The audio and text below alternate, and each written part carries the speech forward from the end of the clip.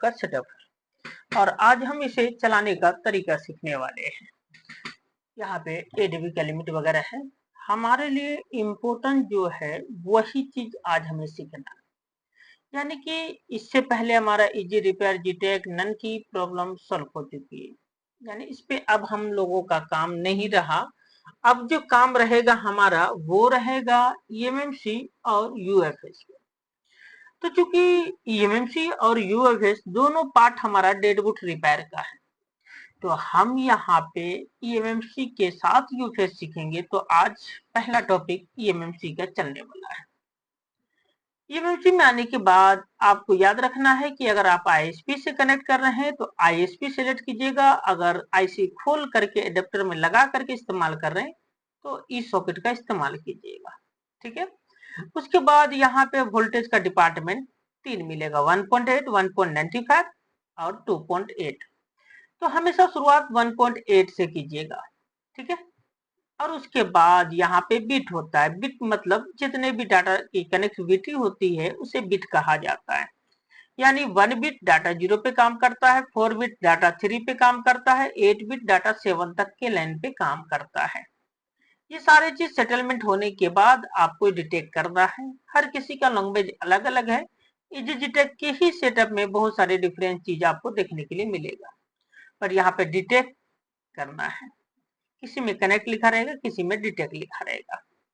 Detect करने के बाद एक चीज और ध्यान दीजिएगा कि यहाँ पे हाई पावर का ऑप्शन रहेगा, हाई पावर का, जो कि आईएसपी में काम आता है।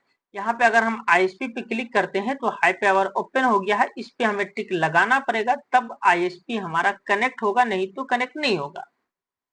ये उन हैंडसेटों के लिए है जिसमें हम लोग सीएलके सीएमडी डाटा 0 और ग्राउंड को कनेक्ट करते हैं, और वोल्टेज के लिए यूएसबी का इस्तेमाल करते हैं। उस वक्त हमें हाई पावर क्लॉक देना जरूरी होता है, तभी हमारा मोबाइल कनेक्ट होता है।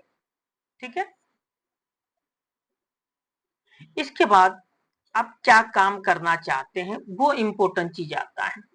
तो सबसे पहले अनलॉकिंग का ऑप्शन आता है कि जो मोबाइल ऑनलाइन फ्लैशिंग होता है, ऑनलाइन अनलॉकिंग होता है, तो उसे हम आईएसपी लगा करके या फिर आईसी खोल करके अनलॉक करना चाहते हैं, तो वो इस टूल में कहां से होगा। तो इस टूल में आपको जाना होगा एडवांस में। एडवांस में जाने के बाद अगर ओप्पो रियलमी का मोबाइल है तो ओप्पो रियलमी वेब डाटा मारेंगे।